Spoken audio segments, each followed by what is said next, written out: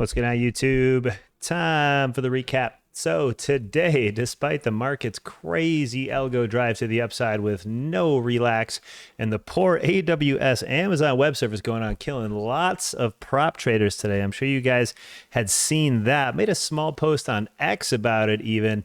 And big shout out to Tradeify, Top Step, and Top One Futures. They issued emails right away in a timely manner. Went over account rollbacks. So no matter what, all trades are just going to be ran right back to the starting balance. Great. That leaves Tick Trader. That leaves our leads or uses Project X, and we have nothing from them. We actually use all of these, or used to use these two, but Tradeify open right now. Tick Top One is no longer used. So the two here we do not use, but Tick Trader and Tradeify we do. And unfortunately through Tick Trader, no emails, no Discord updates, no X updates, just one saying to protect your account's positions from technical instability, we strongly advise you halt trading. So it's kind of worded awkwardly there. We'll see if they actually come through, help the community out. We'll update you and make a whole recap on my experience with the support and what I had to put out for my random reds that I got today on Tick. Obviously stopped out from not being able to trade on the AWS down. So into the TA for the day, into the day, we had a long target hit. If you watched all last week, we have drawn this fib out. I'm not going to go over it again. Check the 100 videos that we have in the last week. And we said our final target was up here at the 3820 as long as she stayed above the 1618, aka 25K. So we finally did come into that long target, recycling the fib all the way to the golden pocket. And now we are into the almost perfect top resistance there of that fib 15.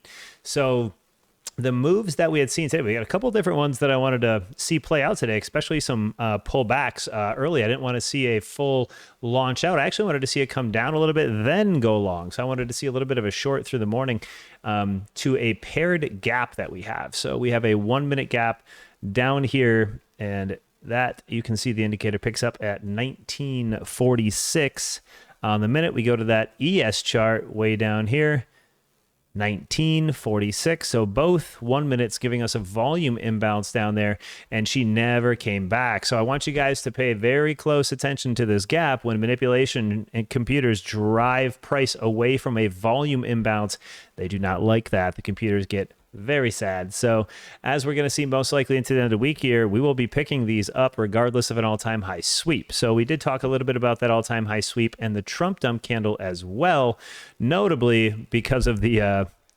excuse me, because of the China wash into from all-time high. So we had this obvious China wash tariffs. It comes down. We had a bunch of monstrous just engulfed candles, and we said, yeah, as long as it holds inside the engulfing, it's going to come right back to the top, break out in the all-time high squeeze, because insider trading. You've seen it on Reddit. You've seen it all the way to YouTube. You've seen a bunch of people making so many millions off of this dip ride. Just knew Trump was going to go soften that blow of the Friday dump. So if we do get an opportunity, I should say when we get an opportunity to see that all-time high kind of force itself into the abyss, right to the upside, we will look for those all-time high sweeps and breakdowns. Now, we could find confirmation of weakness earlier, and we will look for that then. But right now, until we have a chance to come down to those volume imbalances we've seen on the 1 minute, we're not going to just take into consideration just a straight up algo move like this for anything that's going to be dying off and dropping and yada, yada, yada. It's just not going to be it. So let's get into some of the trades we had today on SPY. We took a couple counter trend scades, very small greens, green on the Tradeify locked out early, red on the Tick traders because, well, obviously AWS, and we got to see what they're going to do about that. But we wanted a gap fill to long. That's all I wanted, was yesterday's highs fill. So we had a very nice relax here this morning at this pre-high, came down to yesterday's highs right here on the orange dash line. And I wanted to see that hold down here near yesterday's highs. I did not want to see price action push back up and gap open and push. Now we got a huge impulse out of the gate because we needed to track down some of those further targets. Now in the last couple of videos, again, we talked about this as to where the GP on SPY here, this is the same 15-minute candle we've been covering the entirety of the last week. This 50 was not tagged and the whole golden pocket was not closed out. So there was a range saying, hey, if we ever got over that 100, we could squeeze right to the GP. Okay. And if that wants to continue, that could also just go to the all-time high if it wanted to, obviously sweeping out the tops way up here of the Trump dump candle. So you see this doji right here, we had marked off as well in prior videos, 10.6. That also came into play today.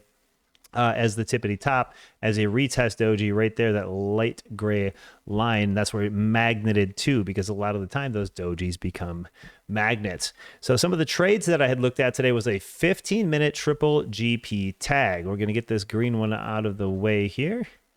And we're going to see 3 in a row. Very interesting. And I like to fib out that range, no golden pocket tags. And I like to kind of play accordingly, right? And today was just a crazy force-up metric. It had no interest in going down. Computers just grabbed it, ran up, manipulated it, which is fine. You trade the manipulation. You don't trade against it, right? So when we get that 3, boom, boom, like this, we did 1, 6, 1, 8, 2, 3, 4. And now we're just conking off at the doji daily and that 423 from the triple 15 we just drew below. Now, when we see that come into recycle territory, right? Because right now this thing is in a lot heavier range of potential drop, right? Because when I see something like this, I like to go into the high-low of the prior, right? So if I go like this from the high-low of the day, a lot of the times when we see an impulse range like that, I like it to fail the top range and come down to that GP before it wants to do anything kind of crazy. Every single time you get some big rushes like this.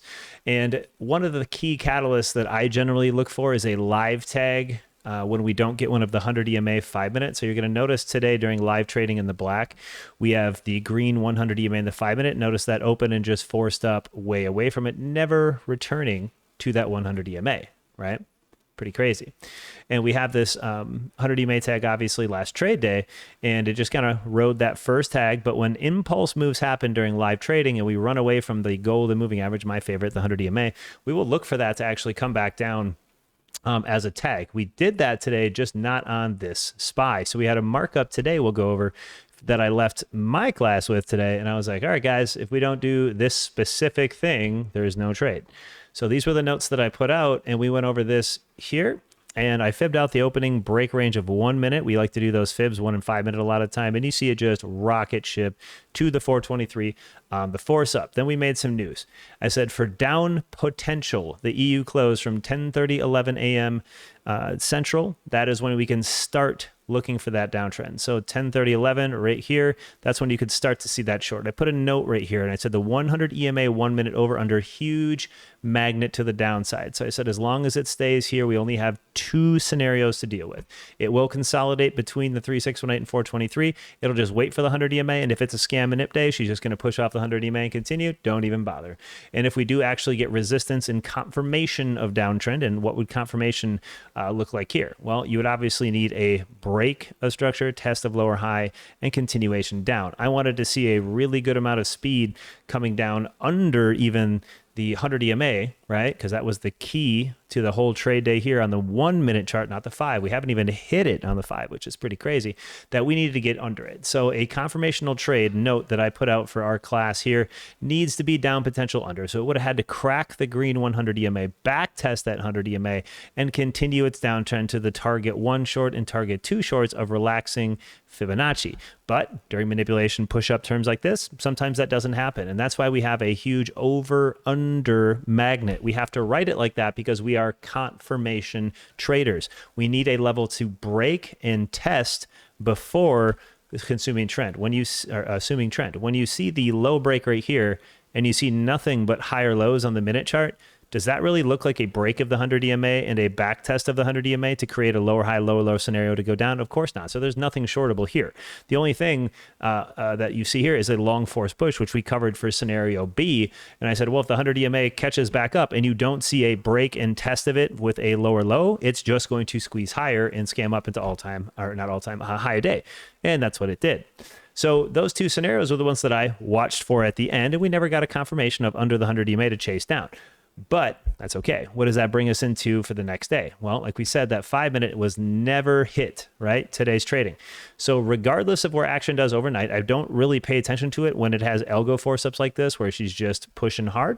I will look coming into tomorrow's pre after this thing scams even higher, you know, runes more top picker shorts, whatever they're trying to do, not waiting for confirmation, just hoping something drops at a complete force up like this. You just let them, just let it go. Just going to keep running. Doesn't matter what it does to us at all. I'll show you what I'll look for though coming into tomorrow. We will have a opportunity to see that 5 minute 100 EMA, and I'll show you how I would like to get there.